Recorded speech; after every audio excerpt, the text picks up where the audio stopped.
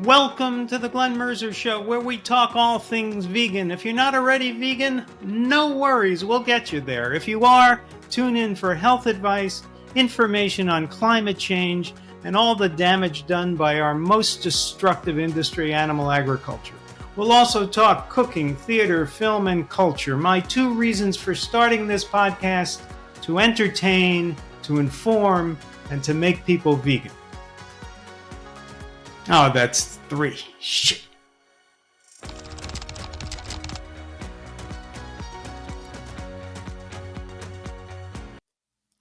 Hello and welcome to the Glenn Mercer Show. You could find us on YouTube. You could find us at realmeneatplants.com and across all your favorite podcast platforms. My guest today is my new friend, Geoff Palmer, who was on just a couple weeks ago, and we had such a good talk that it went on for almost 2 hours. And then I realized that I never asked him anything about bodybuilding, and he's a bodybuilding champion. Geoff is the founder of cleanmachineonline.com. He is a bodybuilder, and he is a 38-year vegan. Geoff, welcome back to the show. Well, thank you for having me back. It's great to see you again. You know, last time we talked so long about so many different things, including your amazing life story, and then I realized I never even mentioned bodybuilding. And the other day I had Roger Federer on, and I never even mentioned tennis. I don't know. I'm not doing my job right. So let's start with bodybuilding this time, and that way I won't forget it.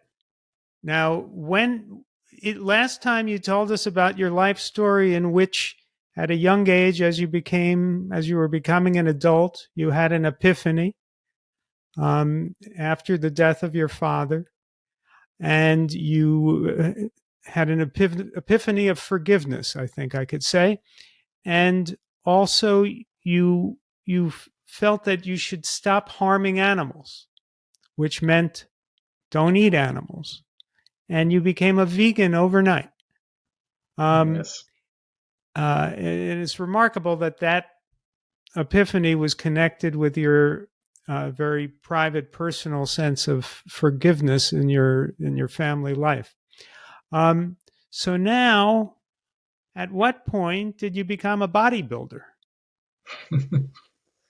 Well, I was always loving swimming. We lived on a lake growing up as a kid. So in high school, I joined the swim team, and we were number 1 in our district. Our school was, and we had some of the best swimmers in the state on our team.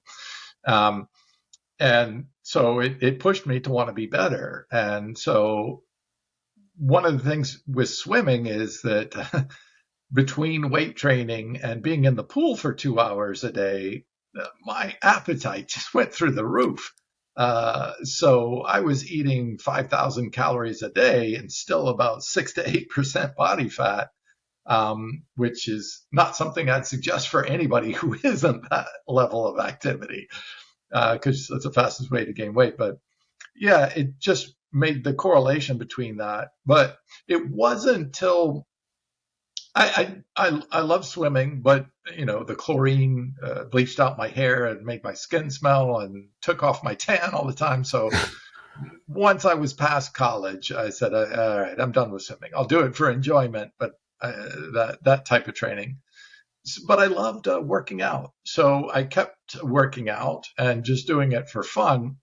And after, a decade or so of being vegan, I was at a veg fest, and a woman saw that I had a vegan shirt on, and she came up to me and said, "Do you mind me asking a question?" I said, "No, of course not. We're all vegans here." And she goes, "How do you get arms that big being vegan? My boyfriend's not going to believe you got that naturally or by being vegan." And that really made a connection for me. I realized that my body could be a walking advertisement for what was important to me, which was trying to influence and encourage people not to eat animals.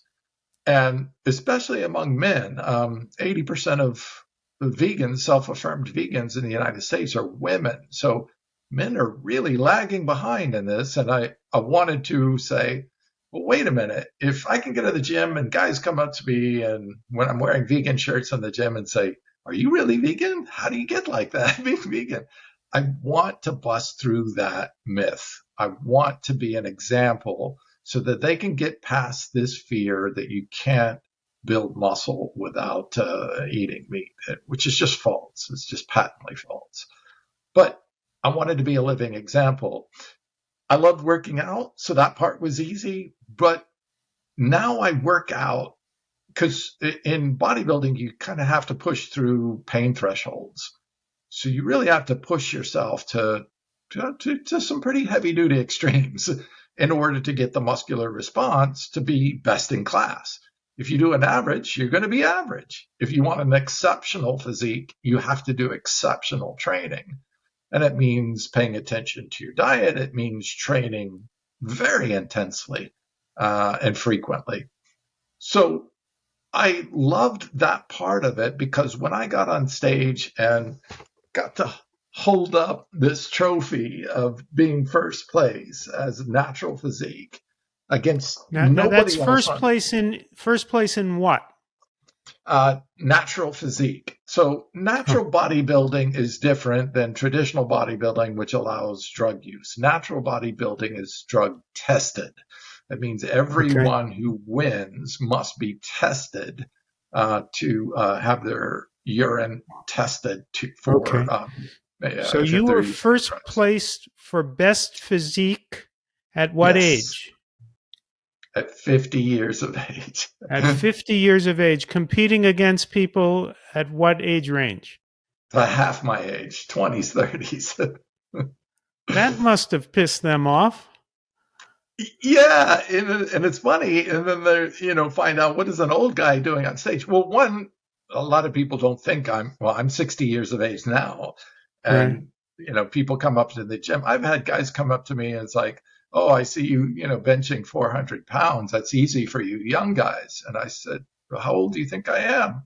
And he goes, well, I'm 55. And I said, I'm 60. And he goes, what?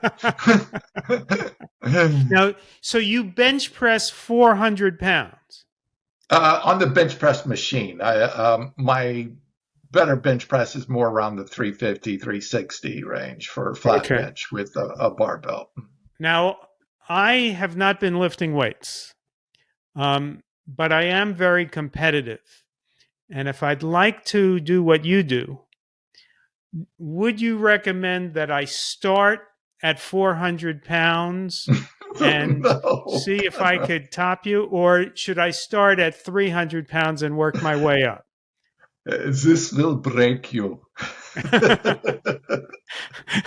Okay. No, and I'm writing a book on that too because I really want to help people use nutrition to help accelerate their path to fitness, but also teach them how to do what I call smart training, which is steady movement anabolic resistance training. SMART. That's the anagram for it. All And right. don't train with your ego. I've trained with ego before and I've gotten injured and I won't do it again. It's not worth it. Spending 6 months out of the gym recovering just is not a fun experience. And, you can end up tearing tissues that could be permanent damage. So just got to be smart about it. The best approach is the slowest approach, but people don't like slow. They want to see more immediate results, which is why, unfortunately, so many, especially young males, turn to drugs because they want the shortcut. Right.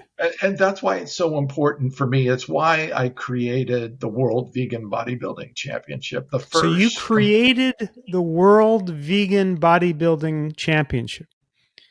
And is Correct. is is this an ongoing event and how do I apply?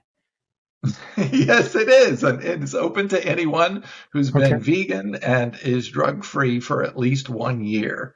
Okay. So some federations require longer for for the drug-free part of it. We want to encourage people to switch and to change. All right. So we're Now, trying to keep it open to more people that way. when and where is the next World Vegan Bodybuilding Championship?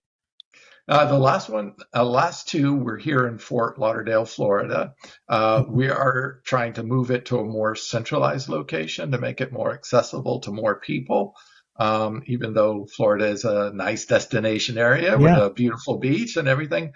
Right. So we're looking probably at North Carolina this coming year, 2024. Oh, so it isn't set up yet. It is Oh, not. No, I just had initial negotiations with one of the Veg Fest owners who actually owns 11 Veg Fests. Helene, if okay. you're out there, how you doing? All right. So yeah, we're in talks to do a new show. It's really exciting to show the world really what you can accomplish without drugs and without eating any animal products. Now, will you be competing? My competing days are over. I would probably be willing to do what's called a guest posing, just to show people what a 60-year-old can accomplish without Uh-huh. drugs and without 38 years, almost 4 decades now. I'm in my 39th year of Wow. veganism. So by next year, I will be in my 40th year at over 60 years of age. And I want to show people what can be accomplished naturally Right. without any drugs, just using proper nutrition and proper training Now, techniques. that'll be 40 years of being a vegan, but how many years of bodybuilding? I've worked out ever since high school, really, off and on. I didn't start really training consistently, though, like on a daily basis, 5 to 6 days a week until my late 40s. So for almost 20 years.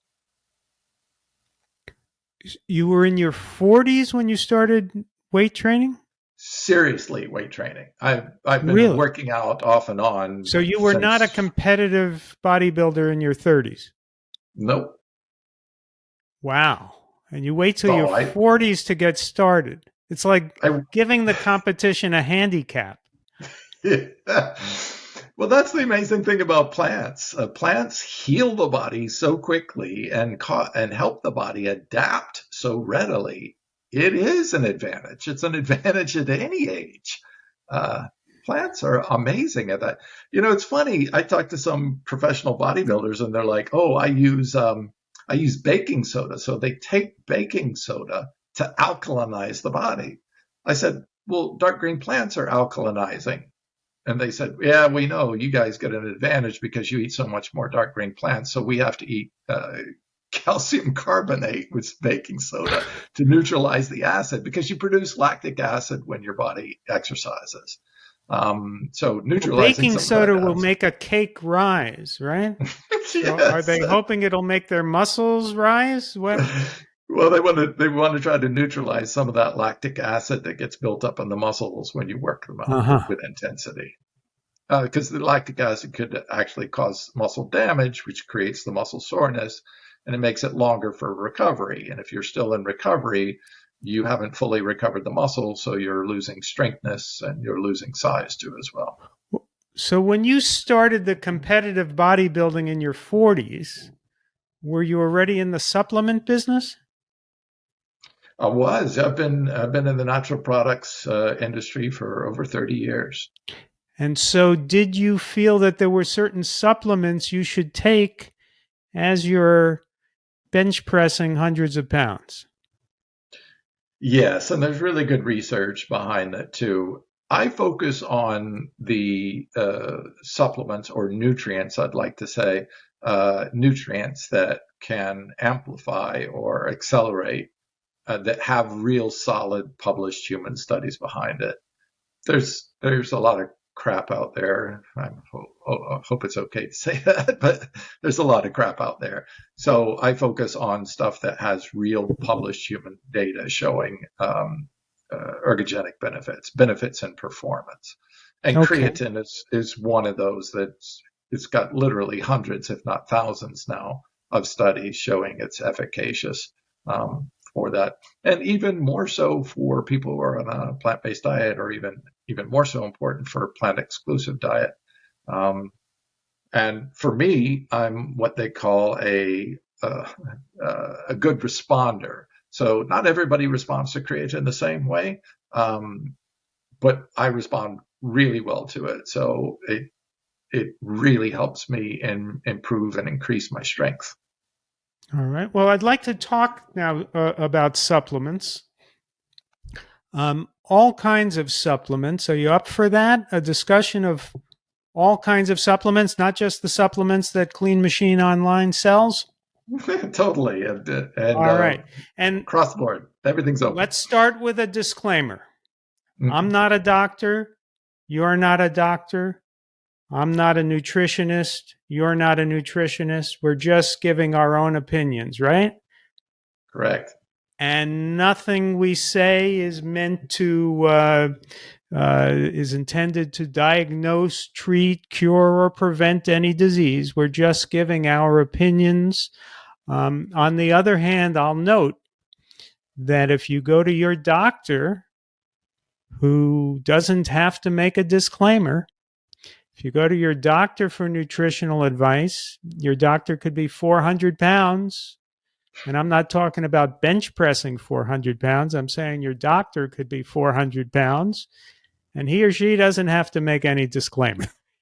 So, in my humble opinion, I'm more interested in what Geoff has to say after a lifetime of research of this stuff than in what many doctors have to say. But let's talk supplements. Let's start with multivitamins. I've read some studies that multivitamins may be a negative rather than a positive, popping a multivitamin pill. Of course, that probably depends in part on the state of a person's nutrition. But how do you feel about multivitamin pills? Do you take any? I do as an insurance to cover bases, because we don't eat everything in a day, and that's for the vast majority of people. Like 80 to 90% of people don't get sufficient amounts of magnesium in their diet on a daily basis. Vitamin D3, that's like up to 90% in some cases of deficiency or insufficiency. And these are published data that you can go on the CDC site or the FDA.gov. This is published data. This is not making anything up. These are significant deficiencies. Iodine is another supplement we're finding deficiencies in, like, especially because iodine was so deficient in our soil that during World War II, they started putting iodine in salt. And that's how we got iodized salt, to make sure that people were not getting goiter or having, thyroid issues, which had become rampant.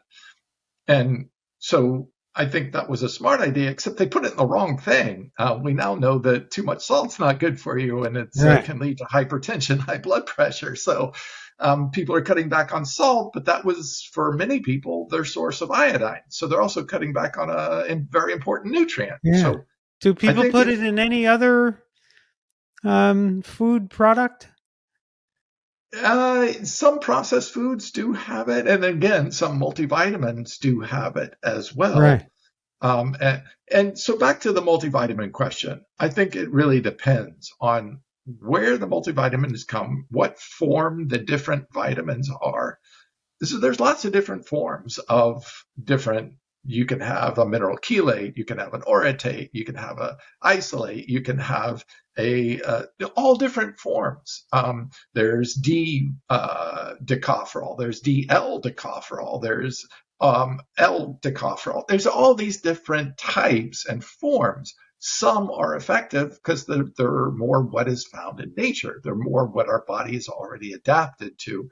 And then there are synthetic versions where our body doesn't respond to them very well, or it even interferes with proper absorption of the real nutrients. So carotene, beta carotene could be in your supplement. If you're a smoker, the science says beta carotene can actually exacerbate, or if you're a smoker. I think you should quit smoking first, but not give up your multivitamin, give up the cigarettes instead. But Right. if you are there, you have to understand the science so that you're not making a critical mistake like that you don't know. So I think there are good reasons to understand what's in your multivitamin and which ones of those should you be taking and not be taking. I find it more important to focus on the single nutrients that are more prominently missing, like vitamin D3, like omega-3, like iodine and magnesium. These are all ones that I take separately just to make sure, because the research across the board has shown that Americans are either insufficient or deficient in it. And I'm looking for optimal health. And you cannot reach optimal health and have a champion physique if you're not feeding your body the micronutrients and the macronutrients it needs. Okay, let's get back to that list in a moment of the supplements that you take and that you would recommend for most or all people. But let's talk in general about food versus supplements. Yes. I think you'll probably agree with me that in general, you're better off eating carrots than taking carotene, or eating leafy green vegetables than taking folic acid, right? That the diet comes first. 100%. That should be your foundation for the vast majority of your nutrition. And that's what a supplement is. It's to supplement your diet to make up for gaps. So we're agreed that food comes first. So eating a whole food, low fat, vegan diet comes first. But then when you are eating your carrots and you are having your bok choy, do you need folic acid? Or can you just rely on your leafy greens? I've seen studies that there could be a downside to taking folic acid. I would agree. And to be sure, folate is far superior than folic acid. Remember that folate is what's found in fruits and vegetables, where folic acid is the synthetic version and does not absorb or get utilized by the body in the same way. Right. It's inferior to it. So big difference. You say it's the same nutrient, and roughly it is, but it's in a different form, and that form matters. And that's where folate is far superior to folic acid. Now, there's some like cyanocobalamin B12, whether it's synthetic or made in a lab or whether it's in the food source, that's pretty much identical. So it's not true with everything, but there are certain nutrients where it's far better. Vitamin C is an example. When you isolate just the vitamin C, it has a very different effect in the body than if you have it wrapped in bioflavonoids and hesperidin. So ascorbic acid versus orange, eating an orange. Or a kiwi, even higher than orange. So, yes, I think there's big differences. Can we take supplementation, learn from the natural ways that food has it together and try to mimic that to the best of our ability? 100%. And there are supplements out there that do that like dihydroquercetin instead of isolated quercetin. That's dihydro is the form found in foods and found in nature. And when we use it as a supplement, it's far superior, far more bioactive. So yes, we can still do this as a supplement. And I think they become especially important for people who are deficient in them. If you're eating food and you're still not getting them. So let's talk about that. Our food is not wildcrafted. It's not growing in soil that is rich with microbes and fungi that are bringing all kinds of nutrients to the plants. We've killed all the bacteria and the fungi in the soil. We have dead soil. Well, if you're eating organic, you have a better chance, don't you? It's a better chance, but it's again, you can still use. Well, I don't want to get into that, but there's still a possibility where even organic can be nutrient poor because of the soil that it's grown in. When you don't use proper crop rotation, when it's not being retilled with the certain nutrients that the soil itself needs, if the microorganisms and the fungi, the mycelium, are not there to help make the nutrients more bioavailable to the plant and the soil, the plant is simply just not going to pull them up. remember, we've hybridized a lot of our plants, mostly our grains, but also our fruits and vegetables, like navel oranges, never existed before. That's a human creation. Yet we can get organic navel oranges, but that's an artificial creation that didn't exist in nature. We made those. um, so we're talking about most of the foods we eat are hybrids. They're bred for sweetness and for color so that people will like their appearance and buy them in the shopping store, and that they'll taste sweeter. So the carrots have like 20 to 40 times more sugar content than the original carrots grown in nature. Really? Yes, because they're bred for sweetness. They're bred to make sure that they taste sweeter to the American palate. So it's not even the same fruits and vegetables that we think we're eating that are good and healthy. Well, they're better than than eating animal products for sure, but they're not the same natural foods. Like a wild blueberry has 20 times the antioxidant and polyphenol content of standard blueberries that are grown because of their size. They have more flesh, more water to them. That means more weight, means they get more money for the weight of the blueberry. These are all marketing techniques that have grown fruits and vegetables for profits, not for nutrient value. Huh. I didn't know that. So, which fruits and vegetables do you feel are most original, as it were? You know, most that have not been doctored by human intervention to make them less rich. Well, one of the most common ones that has been doctored is the Cavendish banana. That never existed. That's another human creation. Bananas typically are about half that size and are not as sweet. And again, they're bred for size, for color, their brilliant yellow color, and their sweetness. So that never existed in nature before. And most people think of a banana, that's like one of the healthiest foods, right? That's one of the most that's what commonly I eaten think. foods. So am I doing myself harm by eating 2 or 3 bananas a day? No, and look, I don't want to get people into food fear, because I hate that when I hear doctors picking apart little attributes of things, and people saying, "Well, I can't eat this because of that, and I can't eat this because of that, and I can't eat this because of the lectins, and that because of the oxalic acid, and I can't eat that because of the phytates." And it's like all these healthy foods that people are growing fears of, and I'm like, no, eat those. This is so much better than not eating them or eating the alternatives. So I don't want to get into food fear, but I'm just trying to say that, hey, wait a minute, we've messed with our food a lot.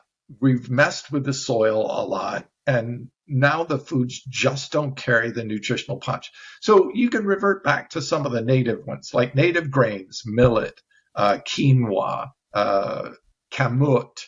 These are ones that haven't been messed with as much, at least. They're called ancient grains, right? Because they're original stocks, original seed stocks. And big corporations, big agriculture hasn't messed with those because they're not very popular. They go where the money is: corn, wheat, soy. Those are the big three that are mostly genetically modified or are mostly tampered with and hybridized in order to create volumes. How about rice? There are all kinds of varieties of rice. Are there some that you gravitate to more than others?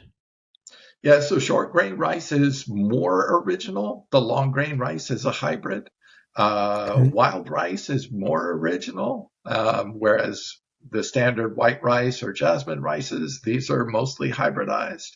So yes, they're good, better, best. And look, we're in the age of Google. You can look that stuff up now these days, but look for the most original forms of the food groups, and you'll find them to be generally higher in nutrition, higher in antioxidants, like those blueberries. They're tiny little blueberries, wild blueberries. You can get them in some grocery stores, but they're tiny, so most people don't like them. They like the big, plump, fat ones, right? Right, I do.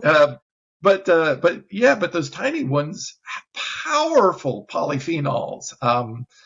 up to 20 times the polyphenol content of the fat, watery blueberries that everybody likes. Those are hybrids. Those were grown to be that way by human beings. So, how about apples? Are there certain types of apples that you would recommend over others? So almost all of the apples currently in the marketplace are hybrids, are specifically grown. So there are ones that have a pack of more nutrient punch. And again, I don't want to create a sense of fear in people. What I want to do is stress that our food isn't what we think it is sometimes. And it might be wise of us to track our nutrition, actually put our food in a database like Chronometer or MyFitnessPal and see what it actually comes out to. You might be surprised thinking that, oh, I'm eating all this whole food plant-based, I'm getting all my nutrition. And then you're like, dang, I'm coming up short every day in 6 or 7 different nutrients. Well, your body doesn't care if you're eating well. It only cares if it's getting the nutrients it needs to function. So if you're not getting them, either change your diet or use nutrition to replace those things that are missing in the food. All right, we're going to take a short break and we'll come right back and discuss how best to use supplements. We'll be right back. All right, if you've ever wanted to show off your plant-based lifestyle and do it in style, here's your chance. We have some of the most amazing t-shirts, hats, accessories, coffee mugs, and more at shop.realmeneatplants.com. We have statement t-shirts that will bring a smile to everyone's face. I love the I want tofu tonight tee. Plus, we have podcast tees, Real Women Eat Plants gear, Real Kids Eat Plants, and Real People Eat Plants, just in case men, women, and kids didn't cover it all. Yeah, we love you and love that you want to show off that healthy lifestyle of yours. Again, check out our high-quality gear at shop.realmeneatplants.com and enjoy.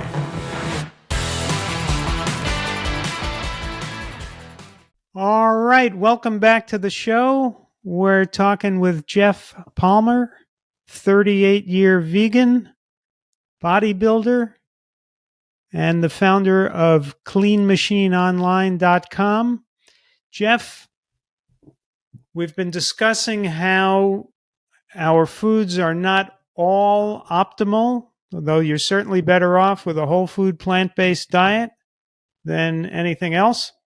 But some of those plants may not be as nutritious as the plants their ancestor plants, let's say. So what I have discovered, for example, recently that I am low in D3, so I take a D3 supplement. What are the other supplements that, and of course, most vegans or all vegans are advised to take a B12 supplement. So besides B12, D3, what are the supplements that you think all people ought to consider taking? Yeah, those two are probably the most important ones because we've changed because of our lifestyle.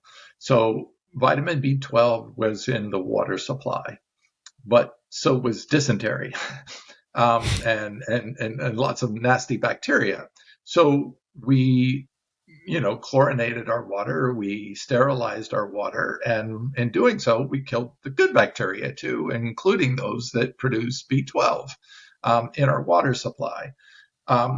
So B12 is in the soil. And when we're walking barefoot and stirring up dust, we actually stir that up and breathe some in, believe it or not, because it's on the soil. We now know that B12 actually does absorb straight through the mucosa of the nose, the inner lining of the nose. And for that reason, because dust would be in the air, that dust carries the B12 bacteria on it, and we'd absorb it right through the nose. So we were drinking it. So can I skip my supplement and just go out and kick up some dirt? No, because we're not living it on a daily basis. No, bad advice. All right.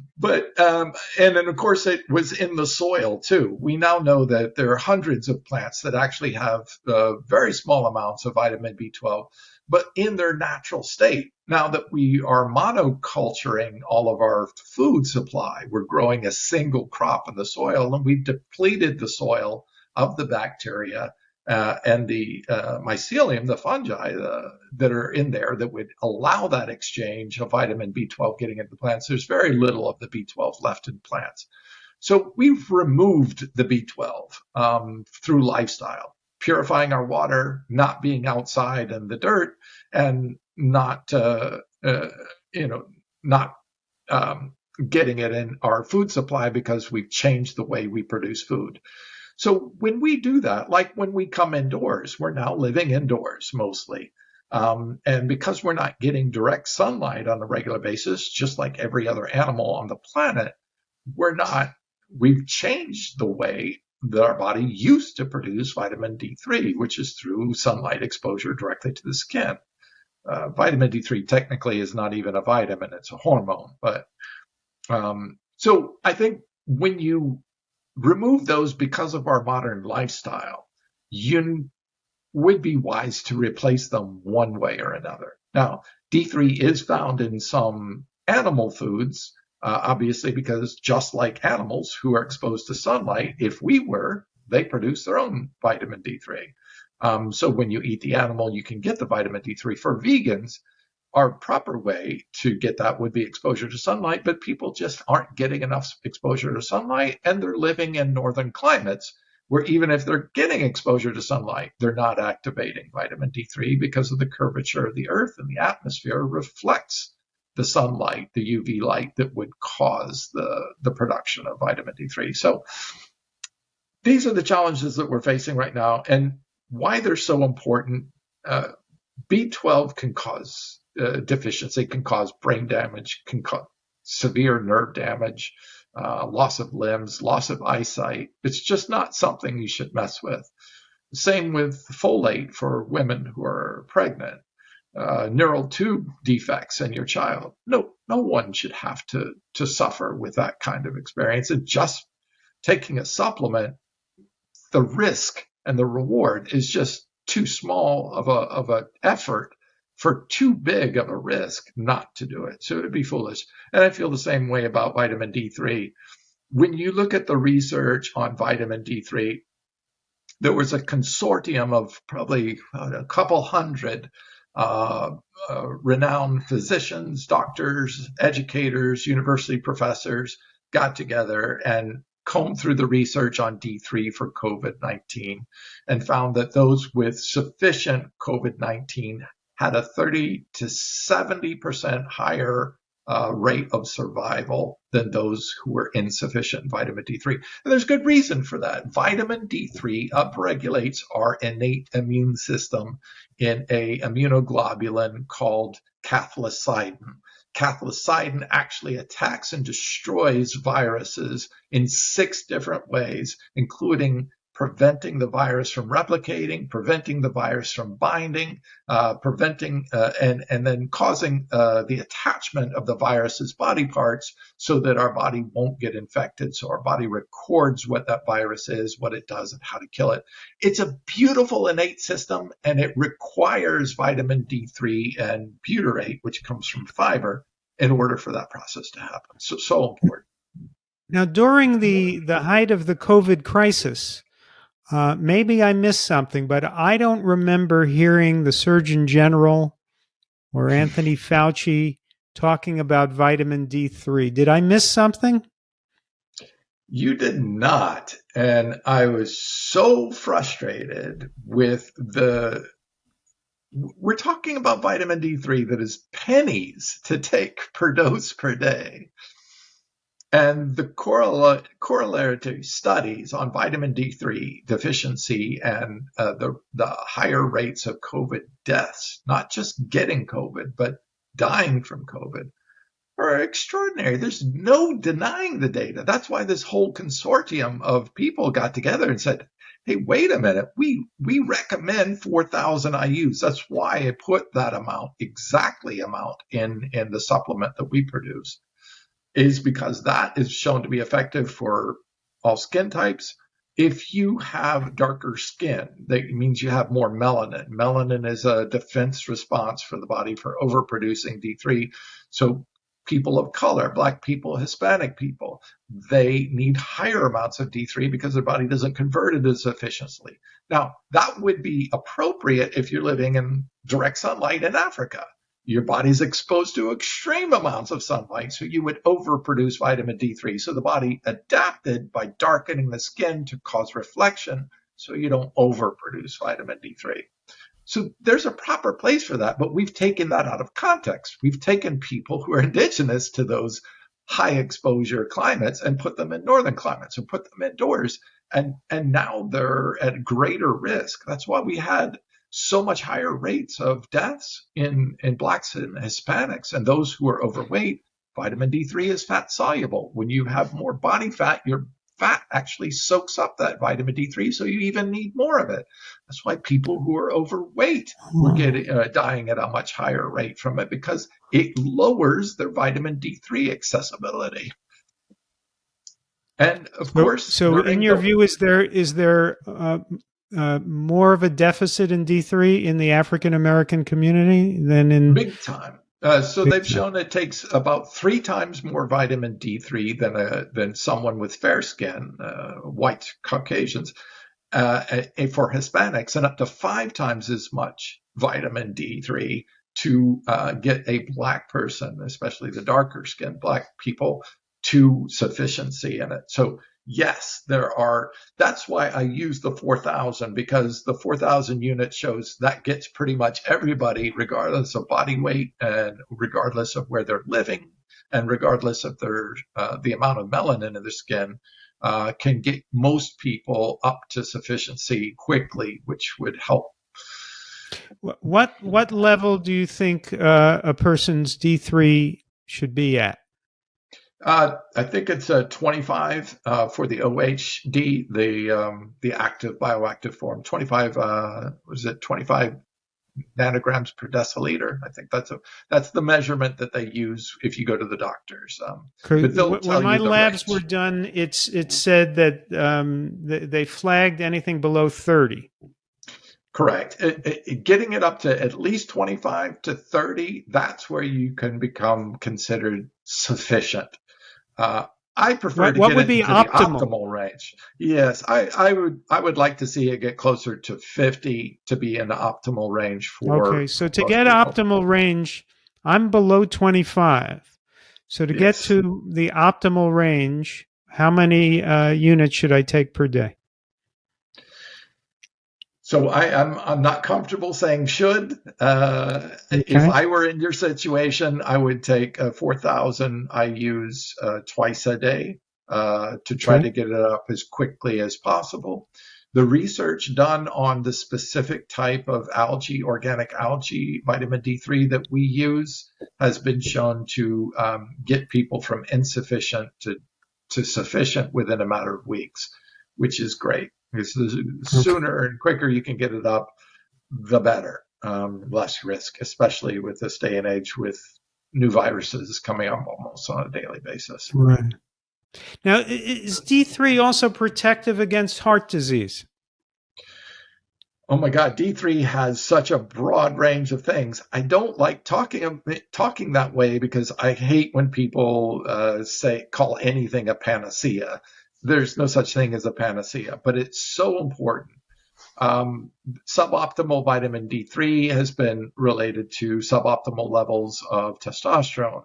D3 has been related to lung health. D3 has been related to brain health and heart health.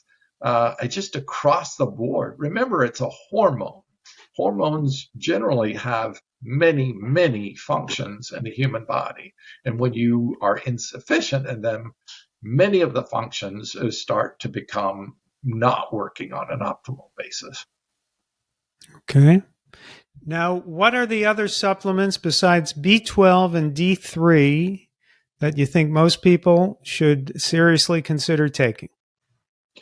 Iodine, and that's something you can get checked with your physician. You can get blood work done to see your micronutrient levels.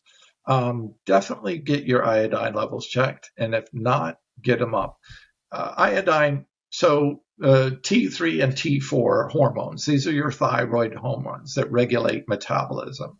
I see people doing yo-yo dieting all the time and not losing the weight, exercising their heart out, doing cardio every day and still not losing the weight.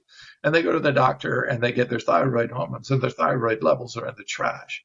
Well, thyroid controls your metabolism, how well and how quickly you utilize the body fat, but also the calories that your body takes in. And if that's not functioning well, you're swimming upstream, you're going against yourself. So I really encourage people. I've seen people just go start taking an iodine and shed the body fat just like right away because they were already doing a lot of the right things. They were eating healthy. They were, exercising, but they just didn't have a healthy thyroid. And that's what governs your metabolism. So T3 means that you have T, which is tyrosine, stuck with 3 different iodine molecules. You have copper in there too as well, but those are the main functions. You do have to have enough tyrosine, and as long as you're eating enough protein, you're getting sufficient amounts of tyrosine. The missing part, T3, is 3 iodine molecules, and T4, your other thyroid hormone, major thyroid hormone, is 4 iodine molecules. So you can see that the body can utilize a lot of iodine. So getting a regular basis. Now, you do have to be careful with iodine because getting too much iodine in your system can actually not be a good thing either. So getting just the right amount of iodine is very important. Not too little, not too much. Now, I've always assumed it's just a drop, and if I just occasionally have some seaweed or some iodized salt, that's probably it, but I've never had it tested. So seaweed can be super high, and depending on what type, like wakame, I believe is really high in iodine. That can actually be detrimental. So you do have to be careful with it and be judicious about how much you're consuming at a time, because people can say, oh, seaweed's so good for you and stuff like that, and eat a ton of it in one sitting. And that's really actually probably not the best thing you can do for your body. Too much of a good thing is not a good thing, and often it's a bad thing. Mm-hmm. Okay. What about magnesium? Yes, and this is fundamental. So calcium is used for the body to contract muscle tissue, including the heart, and magnesium is used to relax the muscle tissue. You have to do both. The heart constantly contracts, relaxes, contracts, relaxes. The brain uses magnesium too, but a very specific type of magnesium that will cross the blood-brain barrier. So one of the things that's probably one of the most common deficiencies in the United States is magnesium. Now, dark greens are rich in magnesium. Nuts are rich in magnesium, specific nuts. So these are 2 good sources of it. Tofu or soy milk sometimes can be very good sources of magnesium. But dark greens is generally where human beings get most of their magnesium from, and we're just simply not eating enough dark greens. That's why I think it's so important. Even if you're not, just be honest with yourself. If you eat dark greens, like, oh, I had kale last week. Okay, that's once, but how about every single day? That's what your body needs, And just be honest with yourself. If you're not getting it, then get a dark greens out there that you like spinach or something like that. Then throw it in your smoothie and just make it a part of your daily basis, your daily diet. Now, what if you listen to Dr. Esselstyn and you have leafy greens all day long? You have it 6 times a day. Do you need to worry about your magnesium then? No, and you shouldn't. But again, you can just put it in one of the data trackers. Put it in Chronometer or MyFitnessPal or one of those tracking systems. Enter your food in there and see where your magnesium comes out. I think most people will be surprised that they're deficient, even though they think they're eating healthy. I can't deal with those trackers. I once got a Fitbit, and I couldn't figure out how to make the thing work. If you're old school like me, what you can do is just simply look it up and put it on an Excel spreadsheet. And you don't have to do it all the time. Just do it for 1 week and you'll You see, have the data. I guess I'm a little older than you. You said I'm old school, and you said just use the Excel spreadsheet. To me, that's new school. I use an abacus. So if I could enter this on an abacus, we're good. All right. So most people, I take it, need a magnesium supplement. Would you say most Americans? Most Americans would, yes. Those eating a high nutrient dense nutritarian style, like Dr. Joel Foreman suggests, or like Esselstyn with dark greens almost every meal, probably not. But again, put it to the test. Don't guess. Test. Well, Either get it with a get blood it test, tested. you could get your magnesium level, right? 100%. So you can get any of those micronutrients tested. Okay. So you may or may not need magnesium. What else? What are the other ones that people commonly need and they may not be getting? So omega-3s. Omega-3s are found in nuts, dark greens, and some fruits too as well. But they're okay. So if you're living a very healthy, stress-free, toxin-free life, and you're eating a good whole food plant-based meal, you're on a daily basis, you're probably okay. The fact is, most people aren't living a toxic-free, stress-free life.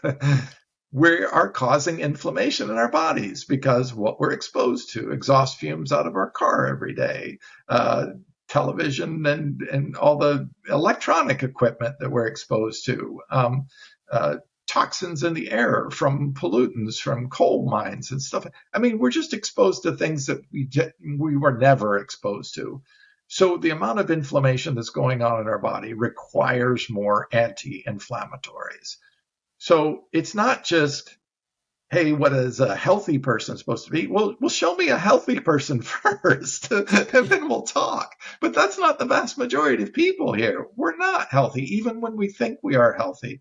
I mean, I talk to so many people who say, oh, I'm healthy. And then, 2 weeks later, they're dead of a heart attack. They're not healthy. They're just not experiencing or aren't aware that their body is fully sick. 56% of Americans have a full-blown disease state, at least one, by the time they're 35 to 40 years of age. So over half of Americans, right, have a chronic disease state by the time they're 40. And yet when you poll people, 70 to 80% feel they're healthy. Okay, one of those numbers is wrong. Yeah. Well, look, obesity is at, I think, 42%. And overweight is, I think, is it 78% or something like that? Correct. Overweight The or CDC obesity? just announced the projections by 2030. 85% of Americans will be overweight or obese. It's just astonishing to me. I mean, it really is mind-blowing and amazing to me that people can just keep eating this way, the way they've been eating, and doctors can continue not studying nutrition in med school, and the country just gets fatter and sicker and fatter and sicker, and nobody blows the whistle. I mean, we're trying, and not just you and I. But in general, the medical establishment does not blow the whistle and say, this is crazy. You can't keep eating this way. And it's largely, not exclusively, but it's largely the animal foods that are doing it. It's also sugar and sweet soda pop and all that stuff. But they just keep consuming this stuff. I walk down the aisles of the supermarket, the produce aisles is where I do my shopping. And almost every other aisle, I think, oh, there's no food here. It's just stuff in packages. And I don't know why people are buying it, but it's not food. And I guess if I had my way, unfortunately, all those businesses would go out of business and people would lose their jobs because nobody would be making potato chips and soda pop anymore. I hate to do that to people with jobs, but it's not food. Um, and the trend just gets worse and worse. I live in a college town where the college kids are often obese, and to them it's normal now. We've normalized this. Do you see any hope for people shopping in the produce aisle and skipping all those other aisles? Well, it doesn't seem that we've made the negatives strong enough to deter people. It seems that they have got this. My insurance covers it. My doctor will have a pill for it. I don't have to worry about it. They'll take care of it. There's surgery for it. If I get prostate, they'll cut out my prostate. So what? If I lose all my teeth, I'll just get dentures. So what? Nobody is changing their habits to prevent the illnesses or the obesity. They're just saying, I'll kick the can down the road. I don't know what it is going to be. I hope it's not catastrophic, but we're getting really close to that right now. You certainly are with both climate change and health, our health status. You mentioned insurance, and it brings back, just for me, ugly memories of when Obama came up with Obamacare, which I think made some real contributions, particularly in terms of saving people money, because insurance, as people age, as they get in their 50s and 60s, but before Medicare, health insurance becomes terribly expensive. And for those with modest incomes, Obamacare saves them a fortune. So I think there were some good things about Obamacare, mainly from a financial perspective. But if you remember how ugly that debate was, with people on one side saying Obamacare is going to kill us, there are going to be death panels and all kinds of nonsense, and people on the other side saying this is the solution, we need to get everybody insured, and entirely overlooking the fact that it's going to have no effect on human health, that the real crisis is human health. Yes, there's a little bit of a financial crisis too, and if you could save money on your health insurance, that's great. But when Obamacare was implemented, obesity in America was at about, I think, 35 or 36%, and it's now 42%. So clearly, even if now 20 to 30 million Americans have Obamacare and presumably more access to the doctor, they've gotten fatter and sicker. So you can't declare victory there, can you? I mean, human health is dependent on what you eat, not how often you go to the doctor. It's so true. And it's so sad that, we have doctors that are beholden to pharmaceutical companies, who are beholden to insurance companies, who are beholden to hospitals, and everybody's profiting on sick people. It's just this whole chain of putting people on the teat of the processed food industry, and then getting them sick, and then going to the doctor, and then getting the doctor to take them to the pharmaceutical, and then they need.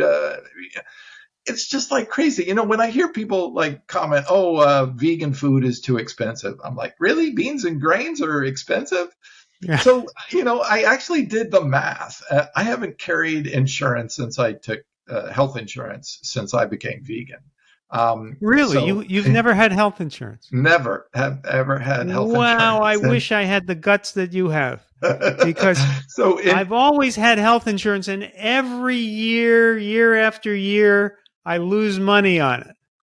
Except that's how insurance companies get rich. Yeah, except this year I had a hernia operation. because last year I sneezed my way into a hernia. I sneezed and I went, ow, and I had a hernia.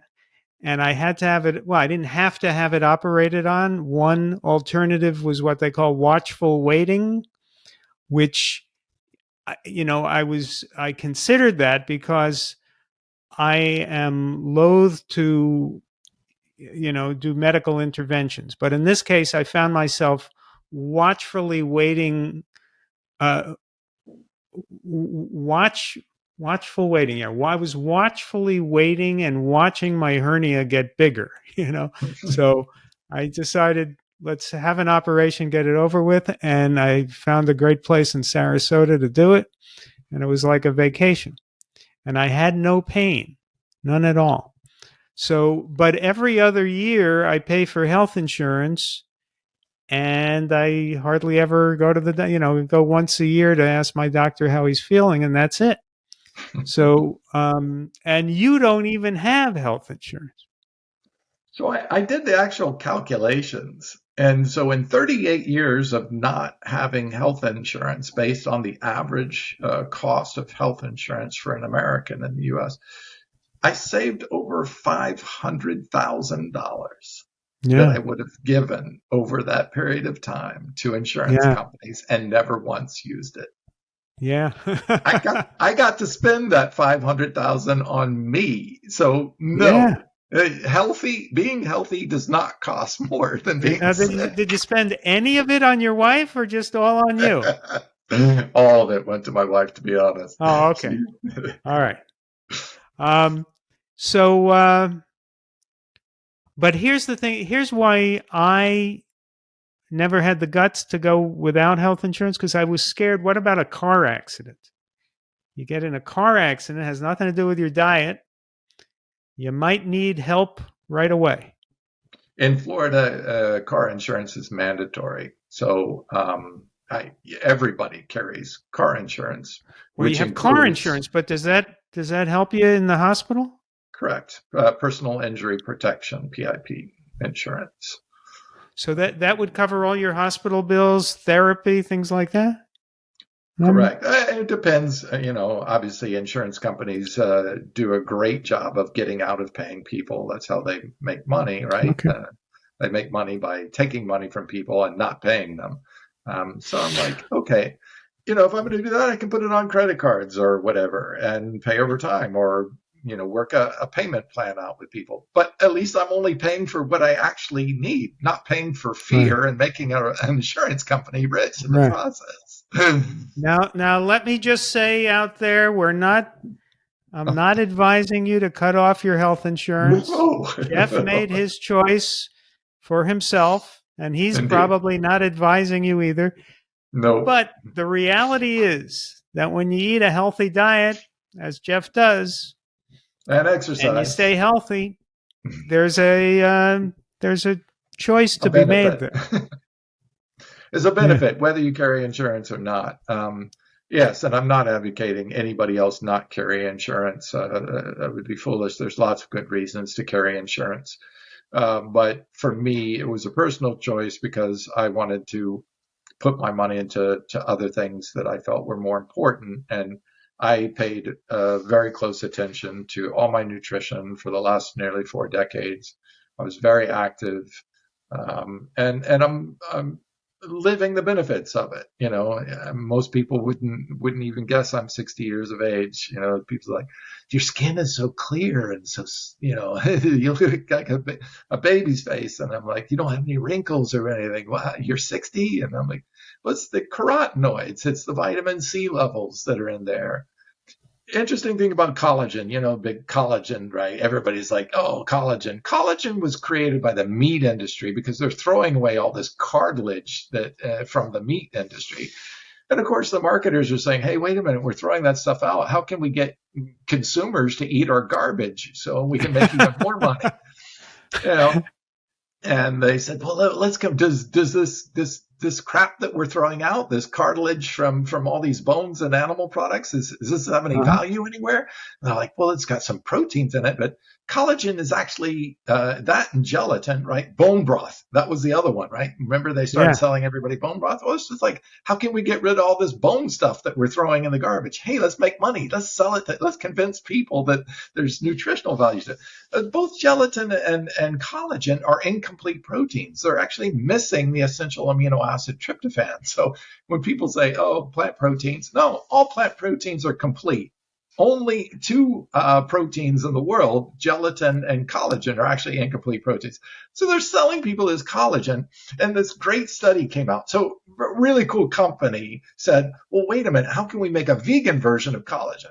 Well, to make collagen, only animals make collagen. Plants don't make collagen at all.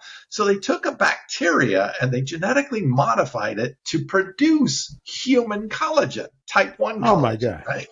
Yeah, so it's like a vegan, really true human type 1 collagen. So they ran a study and compared it to animal collagen, fish collagen, cow collagen, whatever. And it, because it was human, it's bioidentical, it was much more effective than any animal collagen. So they're like, hey, that's great, right? Human collagen is actually better than consuming animal collagen. Well, guess what human beings produce in their own body? Collagen. Well, they just proved that you producing your own collagen is far more effective than taking this animal collagen that they're trying to feed you to make money off of eating their garbage. So the interesting thing is, well, they said, well, let's compare it to vitamin C, because vitamin C is a trigger for our body to produce its own collagen, and see how effective it was. Well, vitamin C was actually more effective than the human collagen that they were feeding people. Actually, true human collagen. Vitamin C increased collagen and elastin more effectively than the collagen did. So it's like, it's right there. Nature has it. That's why plants are so high in vitamin C, to keep our youthful skin. So anybody out there, move away from the collagen and just focus on getting some strawberries and kiwis and oranges in your diet, and you'll have. So you're saying that kiwi is actually healthier than a box of bone broth? Is that what you're saying, Geoff? Exactly. All right. I'm going to agree with you there. It's amazing that Spam was another one. The ham factory in Hawaii was saying, we're throwing away all this trimmed fat. It's got some meat in it. What do we do with it? And this guy said, well, let's mince it all up and put it in a can and sell it to people as this, hey, a great way to eat ham that'll last forever, in a can state. And that's how Spam was created. Again, it was a waste product of the animal agriculture, just like bone broth and collagen. They're trying to get you to eat their garbage. Well, speaking of waste products from animal agriculture, really their number one product is waste. It's manure. Yes. They produce more of that than anything else. And so they try to find ways to make use of that. They try to create fertilizer, and they spray it, and of course, we have lagoons of manure. I remember hearing a guy, I think it was a dairy farmer, saying, well, I'm basically in the waste business, the manure business, but I just occasionally produce some milk. I mean, it's the nature of that business. It is the manure business. And all day long, I don't know how many, I once had the fact on my fingertips, how many billions of tons of manure they're creating every year. That is the number one product of animal agriculture, and it's not doing the country any good. I don't know if any of you have driven down I-5 in California. There's a huge CAFO there, concentrated agricultural farming, where there are tens of thousands of cows there. And the stench from the waste is, oh my God, it's ungodly. Yeah. It is horrible. It'll make you gag, even with the windows rolled up. It's horrific. Yeah. And these hog farms in North Carolina and chicken farms and all over the country, they ruin the land. And then people have homes, and then they're downwind of these places, and their homes become unlivable. Nobody has ever complained about being downwind of a vegetable farm, you know?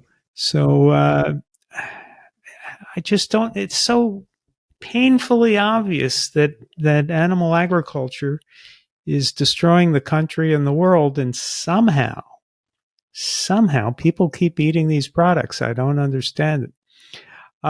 Let's talk antioxidants. If you're on the optimal diet, you're eating fruits and vegetables and whole grains all day long, do you need to take any supplement with an antioxidant benefit, or are you good just with the foods you're eating? Well, there are definitely ones that are higher in polyphenols and antioxidants, like fruits are generally higher in antioxidants, and your darker colored fruits and vegetables. So the darker the color, the higher the antioxidant levels. So if you focus on those, then you're probably better off. So let's talk about the reason they're called antioxidants. So oxygen is one of the most corrosive molecules there are. And our bodies have adapted to breathing in oxygen, obviously, and actually using oxygen to break down fat. It's called lipid oxidation. That's oxidation is burning. So if you put heat to wood, you oxidize the wood. Fire is oxidation. That if you take away the oxygen, the fire goes out. Oxidation to metals is called rust. You see how corrosive it is. It's inflammatory on wood. It's corrosive on metal. But those oxygen molecules can be just as damaging and corrosive to our own cells. This is why having plenty of antioxidants, which will bind to these free radical oxygen molecules to prevent them from damaging our cells on the inside, that's so important. It's one of the key things of cholesterol. When you consume dietary cholesterol, you've already oxidized it. You've heated it, which creates oxygen molecules sticking to the cholesterol and the saturated fat. Once you oxidize it, it becomes much, much worse and can start to cause atherosclerosis in human beings. Hardening of the arteries, which leads to strokes, heart attacks, dementia, Alzheimer's disease. They're all atherosclerotic diseases. This is where cholesterol becomes oxidized and fluffy, which makes it sticky, and that's what causes it. So Let me interrupt you there. Are you saying really that the cholesterol is oxidized by the process of cooking the meat? Correct. And if you reheat the meat, like if you cook the meat, put it in the fridge and then reheat it, like many people buy cooked chicken, say, and they'll take it home, put it in the fridge and then cut it out and cook it again. Well, now you've really oxidized that flesh. They found it to be almost really, really highly, the studies have shown really high amounts of oxidative cholesterol in there. And if you look at Alzheimer's disease patients and you take out a plug of their dementia, you will see that artery filled with oxidized cholesterol. We know oxidized cholesterol is the culprit for atherosclerosis. And for dementia as well? Correct. Exactly. And for erectile dysfunction, that's the atherosclerotic plaques going to the genitals, whether it's the brain, the heart, the genitals, the lungs. You need those blood vessels opened, not filled with plaqued lesions caused by inflammation and saturated fat and oxidized cholesterol. And that's why antioxidants are so important. So if you're on the optimal human diet, that is a low-fat, whole foods diet full of fruits and vegetables and whole grains and mushrooms and legumes, but you're worried still might not be getting enough antioxidants, Is there any D3 you certainly recommend, which would have that effect as well, right? Is there any other Yes. supplement you recommend for its antioxidant value? So two, that is CoQ10 and alpha lipoic acid. Alpha lipoic acid is one of my favorites. There's a great Ames study that showed by feeding cells, human cells, carnitine, which accelerates the metabolism. But if you accelerate the metabolism of a cell, you're creating more waste product, which could become oxidizing. So when they added the carnitine and the alpha lipoic acid, which is a potent antioxidant, it can actually neutralize that effect, and they extended the lifespan of the cells. It's called the Ames study, AMES. Very powerful study on regenerative and longevity. So I think that's really important. Alpha lipoic acid is found in plants in small amounts. Lemons, I think, are one of the higher sources of it, citrus fruits. But you can get it in supplementation too as well. A very powerful antioxidant. It also can help recycle some of the other antioxidants. So it has kind of been called the king of the antioxidants because it has the potential to reactivate other antioxidants in the body after they've been used. All right. Well, Geoff, would you come back again soon? And there's so many more nutritional subjects I want to discuss with you and other supplements. Come back again soon and we'll get to them. I would be honored. I love chatting with you, and it's great to share some of this information. I think a lot of people are curious about, but there are just a lot of people who just simply don't know. And it breaks my heart when people, if they only knew, could be doing something better for themselves and possibly putting themselves and maybe even their family members and loved ones at a lower risk for having some health conditions. So I think that's so important just to get this information. Look, the information is free. Thank you for being a platform to be able to get this information out, because I just love helping people live the best life they could possibly have. I don't like suffering. I suffered tremendously when I was young, and I'll do everything in my power to try to prevent or reduce the amount of suffering through health, nutrition, and through encouraging people to go vegan. Well, Geoff's company is cleanmachineonline.com. And we'll be following, Geoff, all your bodybuilding news, because I am thinking of entering the next competition. And I'm still challenging you to an arm wrestle the next time I see you. Sure on. And thank you for joining us at the Glen Mercer Show. Please remember to like and subscribe. It will be much appreciated. Thank you. This has been the Glen Mercer Show, where everyone listening turns vegan, regains their health, and annoys their friends and relatives. Find us on YouTube at the Glen Mercer Show and across all your major podcast platforms. Don't forget to subscribe.